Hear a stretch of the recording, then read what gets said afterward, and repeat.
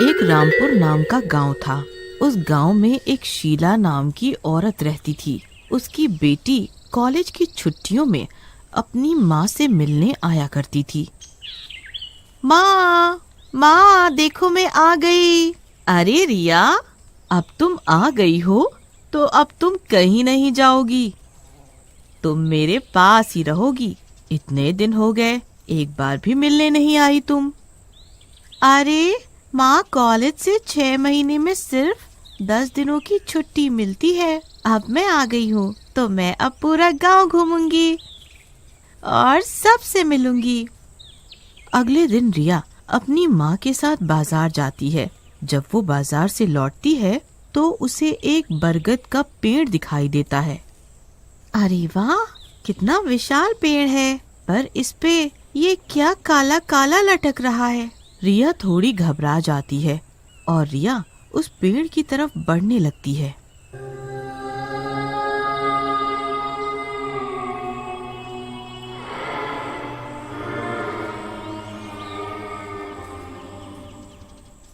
रिया, रिया वहाँ मत जाओ, वापस आ जाओ, वहाँ खतरा है रिया।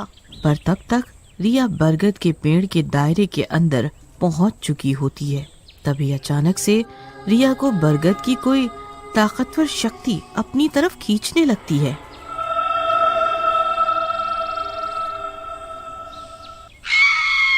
माँ, मैं खुद नहीं जा रही, मुझे ऐसा लग रहा है कि कोई मुझे अपनी तरफ खींच रहा है। माँ बचाओ मुझे, माँ बचाओ। अरे कोई मेरी बेटी को बचाओ, वो आत्मा उसे खींच रही है। मेरे चंगुल से कोई बच के नहीं जा पाएगा, मैं एक एक करके सबको मार दूंगी। वो आत्मा रिया के शरीर पर कब्जा करने की कोशिश करती है और रिया पर प्रभाव डालती है। तभी रिया की माँ उस आत्मा के आगे एक सिद्ध ताबीज कर देती है, जिससे आत्मा कमजोर पड़ जाती है।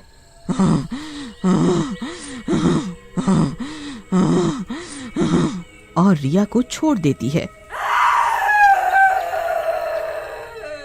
रिया की माँ रिया को वहाँ से लेकर घर वापस आ जाती है। माँ, उस बरगद के पेड़ में ऐसा क्या है जो आप मुझे वहाँ पे जाने से रोकती थी? हाँ बेटा, इसके पीछे एक बहुत लंबी कहानी है।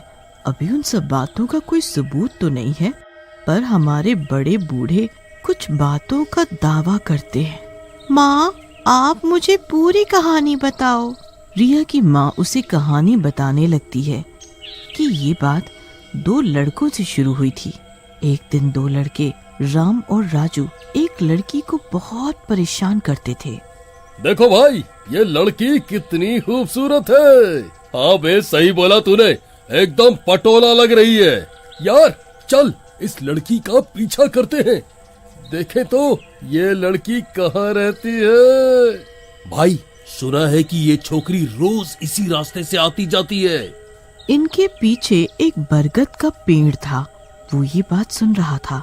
राजू और राम एक प्लान बनाते हैं कि लड़की को कैसे फंसाएं। सुन, तू शाम को 6 बजे इसी बरगद के पेड़ के पास मिलियो, ठीक है? दोनों वहाँ से चले जाते हैं। शाम के समय राजू बहुत दारू पीता है। दारू से धुत राजू उसी बरगद के पेड़ के पास आता है। राम पहले से ही बरगद के पेड़ के पास खड़ा होता है। तू मेरे से पहले आ गया? लगता है तुझे बहुत जल्दी पड़ी है। इतना बोलते ही वहाँ से रिया को आते देख राम और राजू पेड़ के पीछे छुप जाते हैं। वो लड़की जैसे ही बरगद के पेड़ से गुजरती है, वैसे ही दोनों उस पे हमला कर देते हैं। हमसे भी मिलती जाओ रानी। छोड़ो मुझे, कौन हो तुम दोनों और मुझे इस तरह क्यों पकड़ा हुआ है? छोड़ो, कोई मेरी मदद करो, छोड़ो। राजू ने उस लड़की का गला पकड़ लिया और हवा में उड़ा दिया, जिसके कारण उस लड़की की मृत्यु हो गई।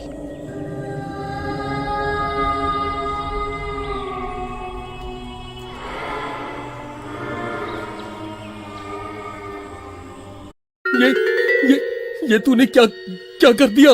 अब तो हम मरेंगे।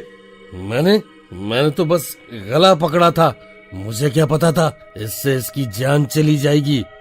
अब क्या करें हम? भागो वरना जेल हो जाएगी। जैसे ही दोनों भागने लगते हैं, बरगद के पेड़ की डाली उनके पैर पकड़ लेती है और उन्हें हवा में उड़ा देती है। बरगद की आत्मा उस लड़की के शरीर में घुस जाती है और लड़की जिंदा हो जाती है।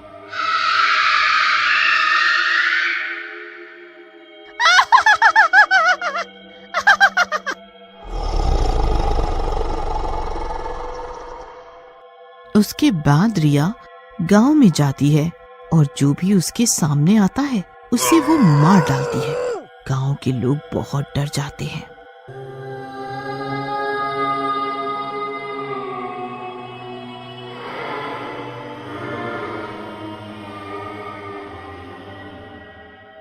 भागो भूत, भागो वरना ये हम सबको बहुत मारेगा और ये मार डालेगा। एक दिन सब लोग मिलके एक तरकीब सुझाते हैं। अगर हमें अपनी जान बचानी है तो हमें मुनि बाबा के पास जाना होगा। हाँ, हम सब चलेंगे, तभी हम सबकी जान बच सकती है उस भूतनी से, और कोई नहीं बचा सकता हमें। अगले दिन लोग मुनि बाबा के पास जाते हैं और उनके घर के बाहर जोर जोर से चिल्लाते हैं, हमारी मदद करो बाबा, हमारी जान खतरे में है। कौन है जो सुबह सुबह चिल्ला रहा है घर के बाहर? इनको कुछ काम नहीं है चिल्लाने के अलावा। बाबा बाबा हमारी मदद करो बाबा, हमारी जान खतरे में है। भूतनी हम सबको मार डालेगी, हम गांव वालों को बचाओ।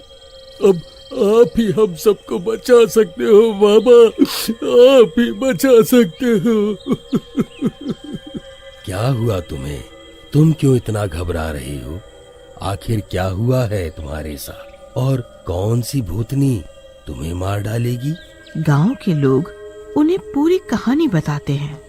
बाबा उन्हें एक शक्ति कब्ज देते हैं और बोलते हैं, इस शक्ति कब्ज को तब तक मत उतारना जब तक ये सब ठीक ना हो जाए। ठीक है बाबा। तुम एक काम करो, तुम उस भूतनी को कैसे भी किसी भी तरह से उस बरगद के पेड़ के पास लेकर आ जाओ। मैं तुम्हें वहीं मिलूंगा, और जब वह बरगद के पेड़ के पास आ जाएं, तब तुम कहीं छुप जाना। जब तक मैं ना बोलूं तब तक बाहर मत आना।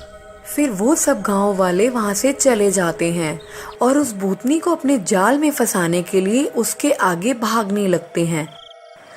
वो भूतनी उनका पीछा करने लगती है। रुक जाओ, मैं तुम्हें मार डालूंगी, रुक जाओ, रुक जाओ।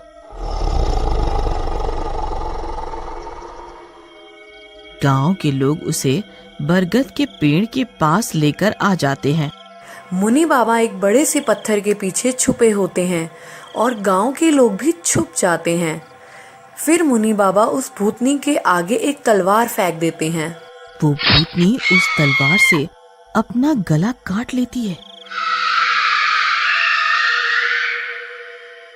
और वहीं मर जाती है। और गांव के लोग उसे उसी बरगद के पेड़ के नीचे उसके शरीर को गाड़ देते हैं, और तब से उसकी आत्मा उसी पेड़ के नीचे है और वो लोगों को अपनी तरफ खींचती है, और जो लोग उसकी तरफ जाते हैं उन्हें वो अपनी शक्ति से मार डालती है। तभी माँ, जब मैं वहाँ गई तो मुझे ऐसा लग रहा था कि मुझे कोई अपनी तरफ खींच रहा हो। इसीलिए कोई भी गांव के लोग उस पेड़ की तरफ नहीं जाते।